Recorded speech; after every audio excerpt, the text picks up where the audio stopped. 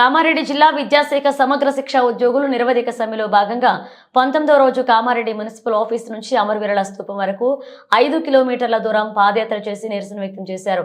ఈ సందర్భంగా జిల్లా అధ్యక్షులు సత్యనారాయణ మాట్లాడుతూ హన్మకొండ ఏకశిలా పార్క్ వద్ద ముఖ్యమంత్రి ఇచ్చిన హామీని నిలబెట్టుకోవాలని, తెలంగాణ రాష్ట్రం అంటేనే త్యాగాల పురిటిగడ్డ అని, మేము తెలంగాణ రాష్ట్రం కోసం పోరాటం చేసిన కాంట్రాక్ట్ ఉద్యోగుల సేవలను తెలంగాణ రాష్ట్రమే రెగ్యులర్ అయితే అనుకున్నాం, కానీ గత ప్రభుత్వం మోసం చేసి తమ జీవితాలను నాశనం చేశాయని, ఇప్పటికైనా ముఖ్యమంత్రి కాంగ్రెస్ ప్రభుత్వంలో తమను రెగ్యులరైజ్ చేయాలని ప్రభుత్వాన్ని కోరారు.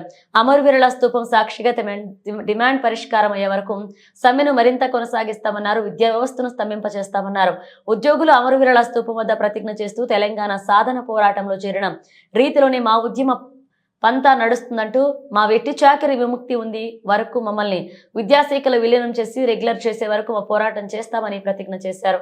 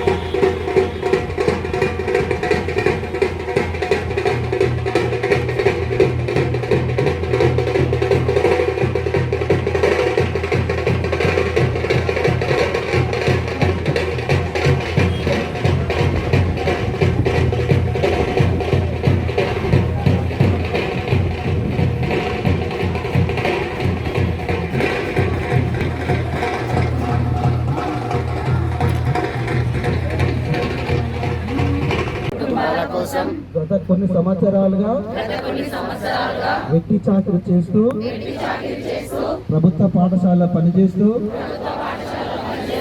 మేము చాలని జీతాలతో పనిచేస్తున్నాము. మా ప్రధానమైన డిమాండ్ రెగ్యులరేషన్.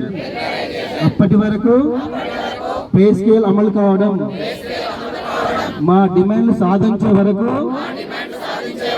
ఈ అమరవీరుల సాక్షిగా, స్తూపం సాక్షిగా మేము రెగ్యులరేషన్ కోసం ఎక్కడ కూడా వెనుకడుగు వేయమని బెదిరింపు ఎన్ని అధికారులు ఎంత చిత్రహింసలు పెట్టినా తెలంగాణ బిడ్డలమే కాబట్టి మా లక్ష్య సాధన కోసం, నెరవేరే కోసం నేను దేనికైనా సిద్ధమని, పోరాటం ఆగమని మేము ప్రతిజ్ఞ చేస్తున్నాము. ఉద్యోగుల ఐక్యత.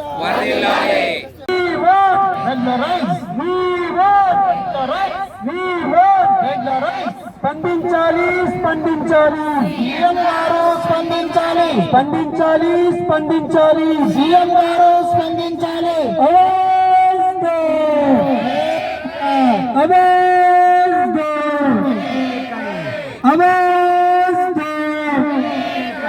మీరిచ్చిన మాట కథలు హనుమకొండ హామీని నిలబెట్టుకోవాలి, హనుమకొండ హామీని ఉంటే ఉంటాం, ఉంటే ఉంటాం, విజయమే,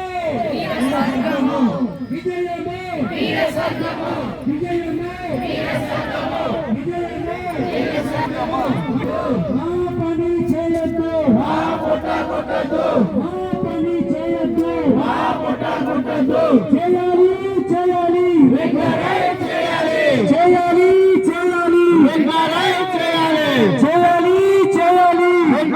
చేయాలి ఇవ్వాలి ఇవ్వాలి సీఎం గారు